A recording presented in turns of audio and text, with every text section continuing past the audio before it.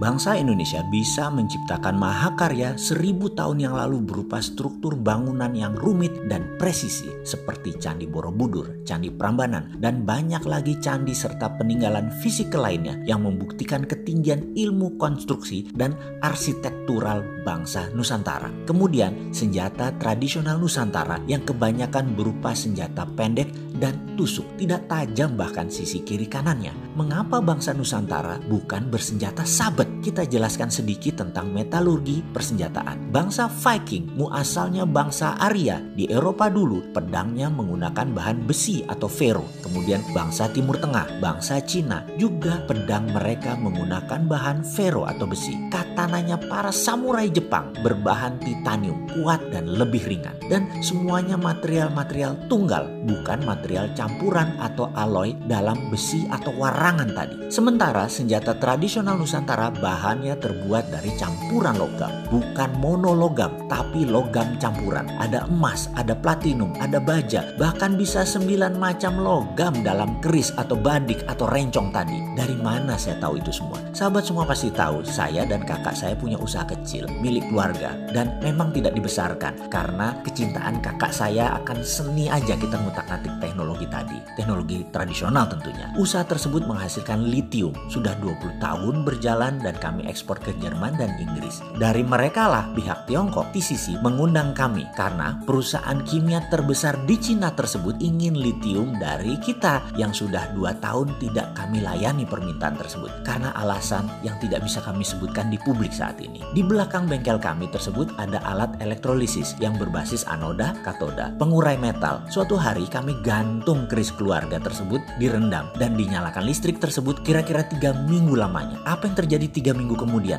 Clean, bersih, terurai. Ada warna kebiruan busa buih di atas permukaan air tadi. Ada yang ke bawah jatuh, ada yang menempel di anoda. Biasanya menempel adalah tembaga yang disebut anoda slime. Yang jatuh warnanya keputihan mengkilap. Yang kesemuanya kita kumpulkan, kita keringkan, kemudian kita bakar di furnace dengan suhu tinggi. Yang di bawah tadi adalah platinum oxide. Yang mengambang adalah gold, murni, emas. Semoga hal ini menjawab lagu karya Sunan Kalijogo yang ada kata-kata emas kumambang, emasnya mengambang. Ya sudah, untuk seterusnya Anda pikir dewe ya. Jadi kembali ke cerita tradisional Nusantara. Mengapa senjata tradisional Nusantara tidak terbuat untuk sabet? Jawabannya, kalau dibuat pakai 9 bahan metal, ya jadi berat. Mending senjata tusuk, itu pun tumpul kiri kanannya. Lah ngasahnya pakai apa? Pernah nggak Anda melihat ngupas mangga pakai keris? Ngupas mangga pakai badik masih mungkin karena tipis. Tapi ada nggak yang mengupas buah tadi pakai keris? Ada orang nggak tajam kiri kanannya. Oke, kita lanjut. Di sisi lain, karena itu senjata tradisional bangsa Indonesia diperlakukan seperti pusaka di semua wilayah. Ya memang karena mahal barangnya. Kembali ke sejarah Nusantara, sumber daya alam yang berlimpah tadi, terutama mineral, Gajah Mada tahu memanfaatkannya untuk mempersatukan Nusantara. Wali Songo memakainya untuk mempersatukan umat, dan Presiden Soekarno memakainya untuk mempersatukan kekuatan nasional melawan imperialisme. Lalu ada pertanyaan, setelah Gajah Mada dan Hayam Wuruk Majapahit itu pudar, setelah Soekarno yang membangun Indonesia menjadi negara terkuat di Katulistiwa itu pudar atau selesai masa jabatannya, Indonesia saat ini mengapa menjadi negara di tengah-tengah saja? Mengapa Indonesia menjadi negara mediocre? Apa karena orang pinter, free thinkernya tidak mendapat porsi bermain? Para inventor banyak dibatasi, para pembaharu reformer nggak banyak bisa bergerak karena aturan dan ketidakberpihakannya negara. Apa karena semua aturan-aturan negara tadi seakan untuk kepentingan sekelompok orang dan pesanan pebisnis asing-asing? Inovasi penemuan tidak banyak yang mendunia. Saat ini Indonesia ini negara pengekor bukan, negara imitator bukan, negara inovator bukan. Mau kemana nih arahnya? Kita ini hanya jadi pasar aja ya. Kita mencoba mengingatkan, bangsa besar bukan karena sumber daya alamnya, bukan karena letak geografisnya, bukan karena siapa temannya, tapi bangsa besar karena pemimpinnya visioner dan membangun sumber daya manusianya maksimum, bebas berkarya. Kemudian pemerintahnya membangun infrastruktur sesuai potensi anak bangsa. SDA, sumber daya alam, dan letak geografi yang strategis itu